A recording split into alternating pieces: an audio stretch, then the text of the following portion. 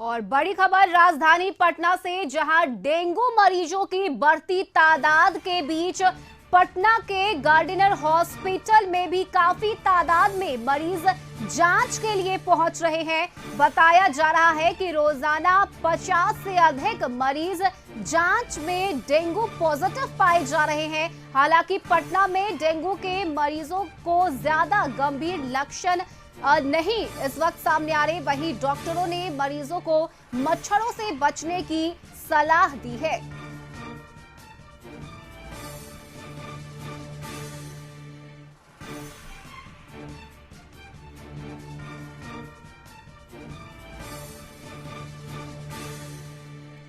तो बड़ी खबर राजधानी पटना से, जहां डेंगू मरीजों की लगातार तादाद बढ़ रही है और इस बीच पटना के गार्डिनर हॉस्पिटल में भी काफी तादाद में जो मरीज हैं वो जांच के लिए पहुंच रहे हैं। और साथ ही बताया ये भी जा रहा है कि रोजाना 50 से ज्यादा मरीज डेंगू के जांच में पॉजिटिव पाए जा रहे हैं।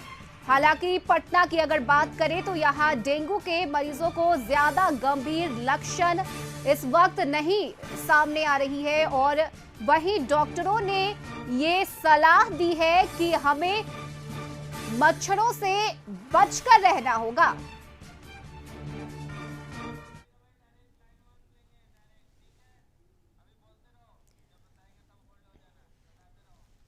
तो बता दें आपको कि जिस तरह से राजधानी पटना में डेंगू मरीजों की लगातार तादाद बढ़ रही है, इस बीच डॉक्टरों ने भी ये सलाह दिया है और ये साफ कर दिया है कि इस वक्त मच्छरों से बचकर रहने की जरूरत है। हॉस्पिटल प्राइवेट हो या सरकारी, तमाम जगहों पर लोगों की भीड़ है। और पटना के गार्डिनर हॉस्पिटल में यहाँ भी बहुत सारे लोग हैं जो डेंगू के टेस्ट कराने के लिए जो है यहाँ पे पहुंच रहे हैं। और जो टेस्ट हो रहा है रोजाना लगभग जो है वो सैकड़ों की संख्या में हो रहे हैं।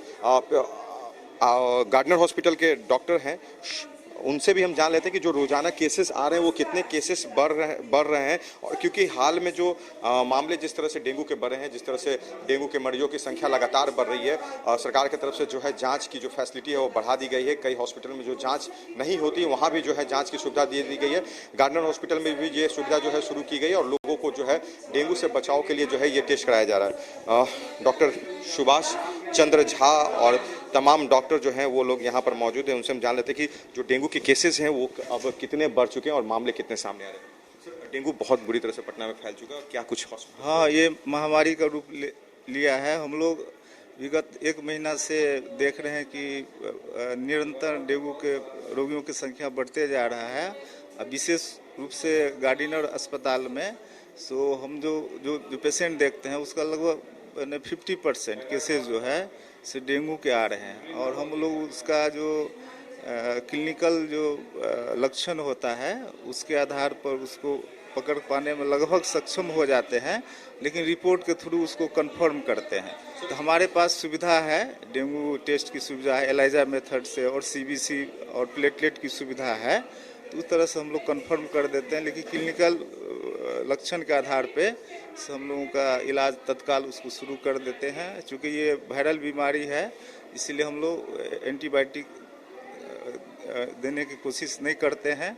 और अगर एंटीबायोटिक किसी कारण चल भी गया तो डेंगू का रिपोर्ट आने के बाद एंटीबायोटिक रोक देते हैं। और हम लोग उसके प्लेटलेट और ब्लड प्रेशर पर विशेष रूप से ध्यान देते हैं, जो मेन इसका कॉम्प्लिकेशन है इस महामारी का, देते हैं। और रोगियों को ये भी बताते हैं कि ये दिन में जो मच्छर होता है एडिस इजिप्टी उसके काटने से होता है, सो दिन में मच्छर न काटे, इस पर विशेष ध्यान देने की जरूरत है। सिम्टम्स सर क्या कुछ होंगे जिन लोगों को अगर लग रहा है कि उन्हें डेंगू हो सकता है, क्योंकि ज़्यादा देर होने से प्लेटलेट्स बहुत डाउन हो जाता है? हाँ, नहीं, सिम्टम ये होता है कि जो रोगी आते हैं प्राय बोलते हैं कि 1 दिन पहले या 3 दिन पहले हमको बुखार हुआ था, सर में दर्द है, चक्कर दे रहा है, पूरे बदन में दर्द है।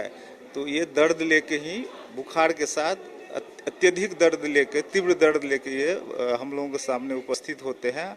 और जब हम लोग उनसे पूछते हैं कि आपको कोई सर्दी खांसी है या पेशाब में जलन, तो बोले कि नहीं, ये सब कुछ नहीं है। और पैरासीटामोल खाते हैं, बुखार थोड़ा उतरता है और फिर चढ़ जाता है।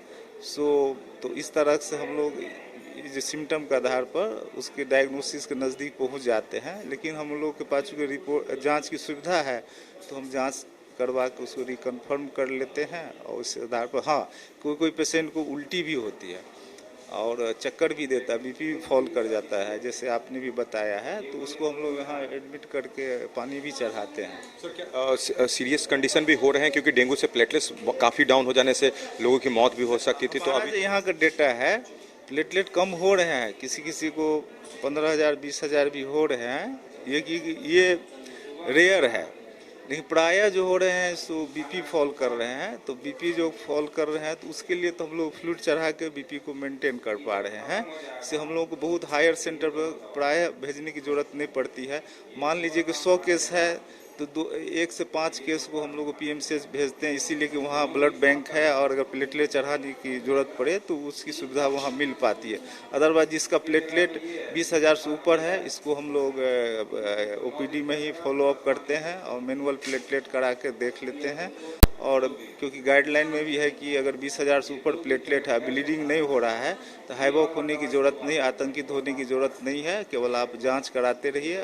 उसके आधार पर हम लोग समय समय पर निर्णय लेते हैं और उसको सुझाव देते हैं। और डेंगू जिस तरह से बढ़ रहा है, राज्य सरकार भी जो है गंभीरता से इस पर जो है ध्यान दे रही है। सरकारी हॉस्पिटल में भी जो है जांच की सुविधा के साथ साथ जो परामर्श लोगों को देना है और बचाव को लेकर